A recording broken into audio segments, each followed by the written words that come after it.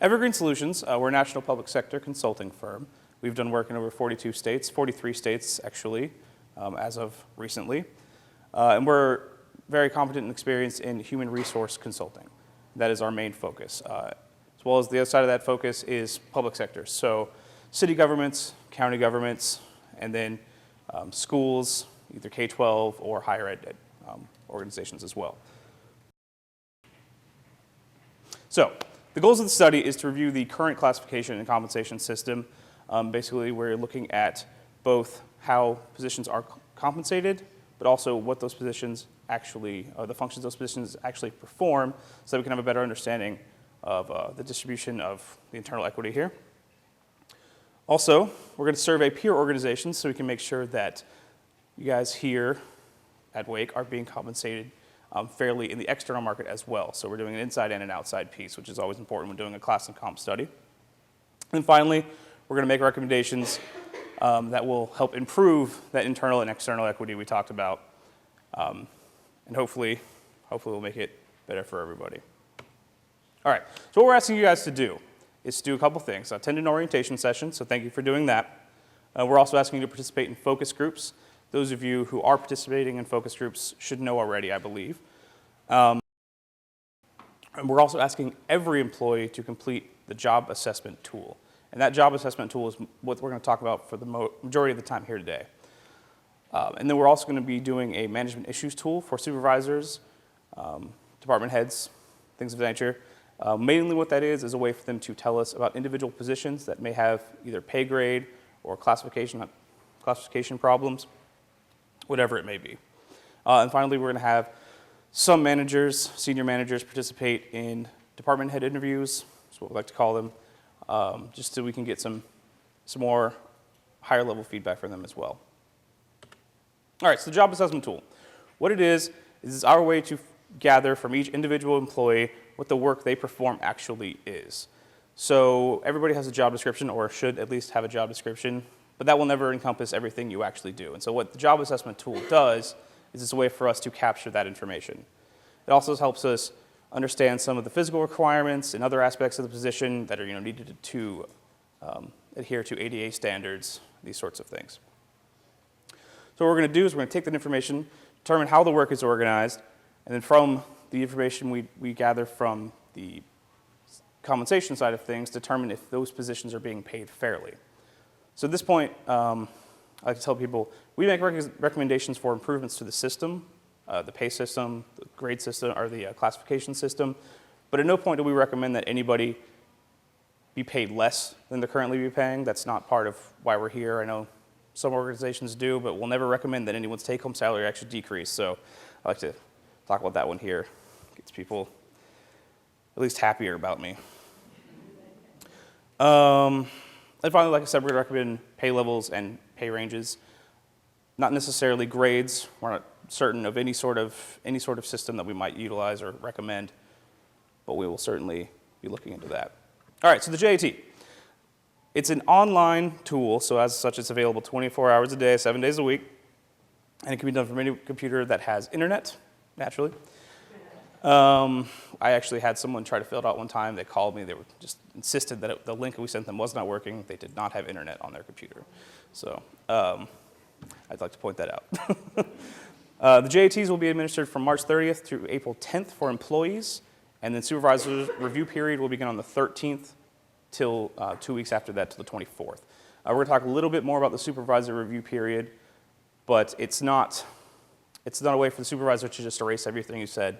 You get to say your piece, and then they get to respond, either agree or disagree. We'll talk more about that later. All right, so the JAT consists of several sections, as you might imagine.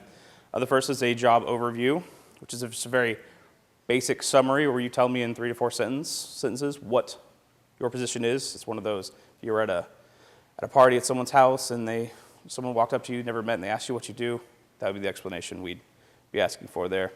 We'll also ask you for job functions, type of work performed, education, work experience, job factors. You could read them there, but we'll go through them in some detail. And then some other questions, and we'll talk about those individually here. All right. So before I begin about the JAT side, did anyone have any quick questions about the study, kind of what the things we're looking for are? Anything like that? All right. Well, if you think of any, you can hold them up. You can let me know at the end. All right. So, like I said, it's an online tool. So what we're going to be doing is we're going to be emailing a username and password and a link to this page to everyone who will be filling out the JAT.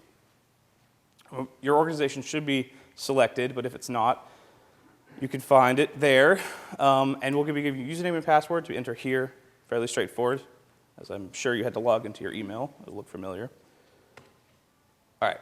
This first page has 3 buttons. The first button will be available to every employee. And that's how you access your own JAT, fill out the information, and we'll get to a little more in depth there. But the second 2 buttons, Supervisor Review and Management Issues Tool, will only be available to employees that are supervising another position or will have a JAT to review. And so if you don't see the second 2 buttons, you're okay. It just means you don't have any employees whose JATs you have to review. And if you should be reviewing someone's JAT, that's something to let HR or us know, and we'll figure that out as well. All right, so after you hit that survey button, it'll take you to this spot that says these 4 different sections. The enter button does what it sounds like. It gets you into the survey, whereas the section completed button will lock you out of the survey. So it's important to click the right one and not do what I do a lot, and just click buttons. That's not funny. You don't have to laugh. Like I said, I just clicked the button right there. All right, so we'll look at the first section, basic job-related information. The first part, personal information, should already be filled out. It won't have your phone number in there. If you feel like putting it in there, feel free. And it should also have your title. If your title is not correct, please let Human Resources know. If you email us, we're just going to defer it back to them because we don't know. We don't know if that title is correct or not, or what's going on. So we'll always defer back to Human Resources. So ask them if your title is incorrect, and then they'll let us know, and we can make the change for you. The next section, we're asking for the official work week. So not necessarily if you work, if you're salaried and you technically work 40 hours, they say, but you work much more than that. We're just asking for the official work week. If there is a spot, or if there is a situation in which you work way above and beyond the hours that you are supposed to work, particularly if you're a part-time employee who's working more hours than you're technically being compensated for, it's important to let us know that somewhere, just so we can get an accurate count of hours. And the next question, status, is if you're a full-time or part-time employee, to the point I was mentioning earlier. Yes, sir. Does the full-time, what about a 9-month full-time employee? So yes, if you're a 9-month or 10-month employee, whatever it may be, certainly it's still when you are working what the official work week is. Good point, though. Thank you. All right, job descriptions and responsibilities. Like I said, that first paragraph is a very brief 2 to 3 sentence overview of what your job entails. And underneath that, we're asking how many employees you supervise or indirectly supervise, both full-time and part-time employees. By indirectly supervise, we mean if you supervise someone who supervises other employees, you indirectly supervise those employees. So we're just trying to get an understanding of how that hierarchy is working. Excuse me. All right, so this, every part of the JAT is important. This just happens to be one of the most important parts, is the essential job functions. What we're asking you to do here is you'll have 15 sections. There's just 8 here, but there's 15 total if you choose to use them. We're asking you to put what a key or essential job function for your position is. Of course, we all do more than 15 things, but we're asking those things that the success of your role hinges on. So first 15 here, and then we're asking you to identify if those are the most important functions, the functions that if they don't get performed, the entire world falls apart. We all have those jobs. And then the frequency, how often you perform this task. So your choices of daily, weekly, monthly, biannually, so on. And then also the time spent on task, the percentage of time spent on task. We're not asking for a hard percentage. You don't have to bust out the calculator and figure everything out. Just sort of a general distribution of time spent, just so we know if you do something only 1% of the time and it's not marked as a key function, that it doesn't necessarily mean that this is the key point of your role. So we're just trying to make sure we understand the true scope of work and what's important to you. Type of work performed, clerical, manual, technical, professional, so on. Several of these, the administrator, managerial, and executive options will pop up an additional question. It just sort of double checks the information. To pick one of these that has two options, so for example, managerial, professional, it's not, are you both? It's one or the other, because they have similar follow-up questions. So if one of those applies to you, you can go ahead and check that one. Okay, so the next two questions are education and experience. And they're asking what you think should be required or should be expected. We're not asking what your level of education is or what anyone else says the level of education and experience for the position is. We're basically trying to figure out what that information should be from those who do the job every day, of course. So we use this information to update job descriptions to make everything more clear, which helps when it comes time for reviews or anything that might be going on. So very, very basic options, up to and including some high school, some college, so on, all the way up to a doctorate's degree. But there's also an option to select if there's a technical or vocational degree that you think should be required, anything like that, just let us know there. And also the last two questions are list any certifications, licenses, or professional designations you think should be required, and the follow-up question under that is which ones you think should be preferred. If you have any questions about that, please let me know. The next section, work experience, very, very similar. It's what you think should be required. Simple choices from no experience all the way up to over 10 years. And then the last two questions are kind of opposites of each other. Do you think you should be able to substitute education for work experience? And then the follow-up, the one after that is, do you think you should be able to substitute work experience for education?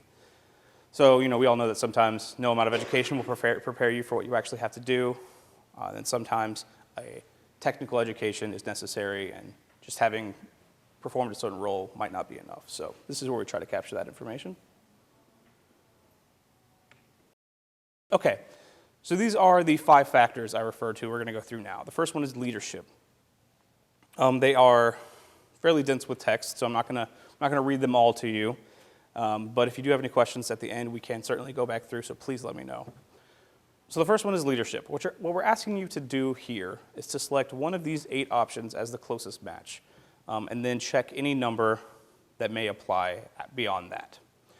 And specifically, this question is asking your level of leadership over other employees relating to your own work or to their work. So in this case, the first one is, I follow specific directions provided by my supervisor and receive feedback.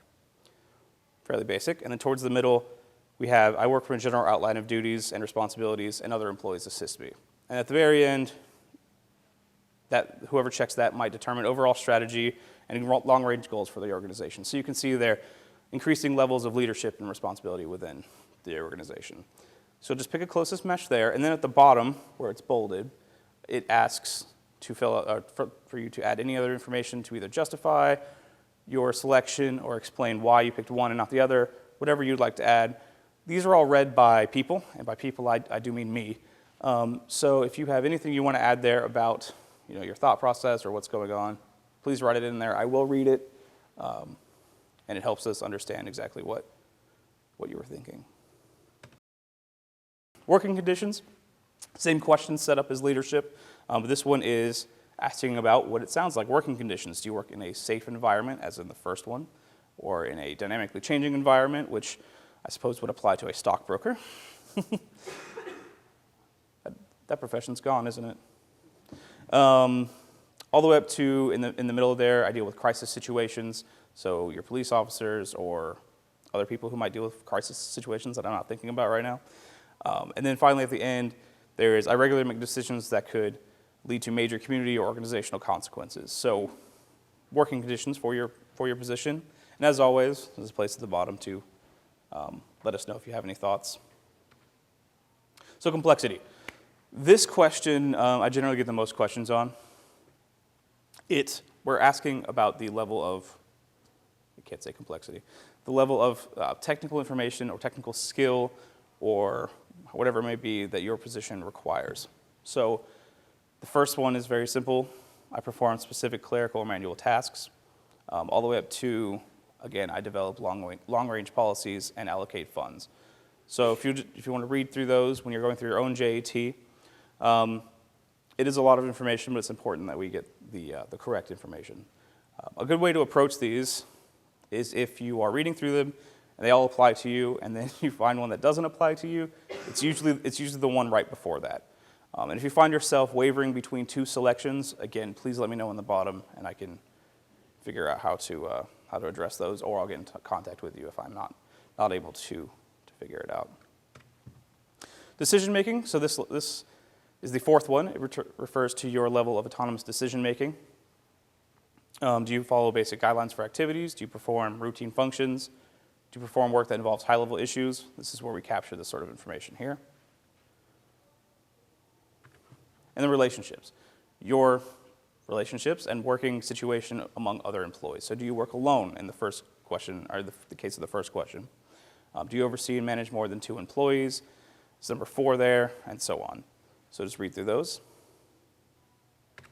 All right, so those are the 5 factors. And again, if you have questions with those, please ask me at the end. I know they're an interesting gray area sometimes.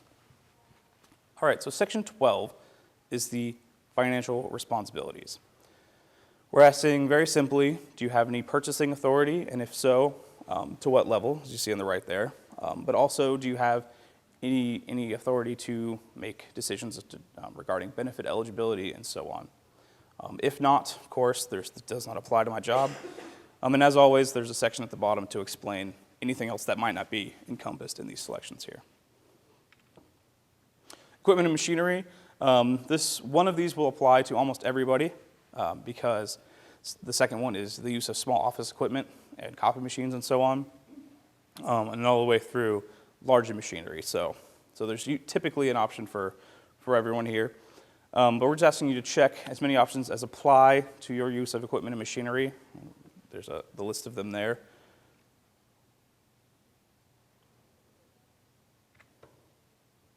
And then physical abilities. This refers to the discussion I had at the beginning about the ADA compliance. We just want to know what physical abilities are actually required to perform the work that you perform. So do you need the ability to lift over 20 pounds, the ability to discern through smell, whatever it may be, certain situations where that might be applicable, the ability to hear, not just, can I hear, but also can I, there's actually 2 levels of hearing. Can you hear basic sounds? And the second one is, can you determine certain frequencies and things by hearing? This is a very long list. This is just a very small subset with no descriptions, but the list is long and has descriptions of each, so please read through those. They're important to make sure that when we do update job descriptions, that they are compliant with the laws. Okay, so as I said, the enter button gets you in, and the save and continue button, the enter button gets you in, and then once you are finished with that section, at the bottom, there's a save and continue button.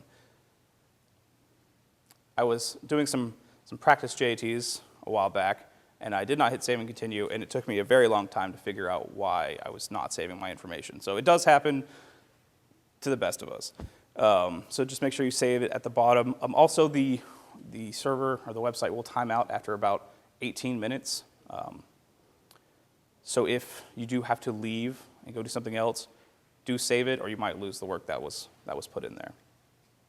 So once you hit save and continue, you'll go back out to that first page that had the 4 sections, and then the section completed button will save and lock that section, so you won't be able to edit it anymore, and we will know that you're ready for a supervisor to review it, and it'll just let us know. If for some reason you accidentally lock that, or you realize you want to change some information, you can email this email address here at the bottom, jat@consultevergreen.com, and I or Hung Wei or anyone else will get back to you. We all manage this inbox. It comes to all of us, so we'll certainly get it. And this is the email for any JAT issues you're having. So if you can't log in, if you have questions about any of the sections, if you're not sure how to answer, anything like that, please email this, and we'll get back to you as soon as we possibly can. Also, forgot to mention this, I apologize. At the bottom of that section, the page, the bottom of the page with the 4 sections that has the enter and section completed buttons, there is a link that lets you view a PDF copy of it on your browser if you wanted to print it or save it for any other reason. So even if you lock it, you'll still have access to that at the bottom. Okay, so now the dreaded supervisor review that I've been hinting at the whole time. It's not as bad as it sounds. Basically what your supervisor will do is once you've completed your JAT, they'll just read it over, and for each section they'll say if they agree or disagree. They can't change any answers, they can't make it look any other way than you put it. They can only agree or disagree and explain why. Normally, this is just a supervisor saying, this level of responsibility, say they picked something a little too high on the 5 factors, they'll acknowledge that. Or a lot of times they'll be adding additional duties that the employee may have forgotten. Rarely is there an issue with this where the supervisor and the employee disagree so much that we can't figure out where the middle ground is. In cases like this, we do like to get in contact with people and kind of discuss with both parties what the situation was. So don't feel, I know some people feel when it comes to the supervisor review that what they say might be completely ignored. That's certainly not the case, so please do take your time with this if you can. And like I said, the supervisor review period will be 2 weeks following the 2-week employee entry period. And that'll look a lot like this. It'll look very similar, very similar. You'll see here, it looks exactly like the initial first section, only this time it has an agree or disagree checkbox and then a text box to enter some information in. Okay, so the management issues tool. This will be available to anyone who's doing a supervisor review. And what it is a way for that supervisor to highlight one position, so there'll be one MIT, what we call MIT, for each position that's having an issue. Or if it's a particular employee within a position, that's also an option you could select. And we go through a couple options. Is there a classification issue with this classification/job title issue with this classification? Down at the bottom, is it not compensated enough? This is our standard form, so by pay grade, we don't actually mean pay grades. We just mean whatever the range or level of compensation that position is normally offered. Is there an issue with that? We also ask a question about recruitment and retainment, because if there's an issue with a position as far as either its compensation or its title or its job description, that's usually where it's shown, is that it's either hard to keep people in that position or you have a hard time recruiting for it. So that's why we like to highlight that one there. Okay, so I know that was a lot. So please, if you have any questions, raise your hand, let me know. All right, good crowd. So that jat@consultevergreen.com email, like I said, any questions you have about the JAT, or if you just want to know more about the study, feel free to email it, and I or Hongwei will get back to you quickly. Also, if you had a question or you come up with a question later, send it over. But other than that, unless you had anything to add, good to go. Thank you so much for your time.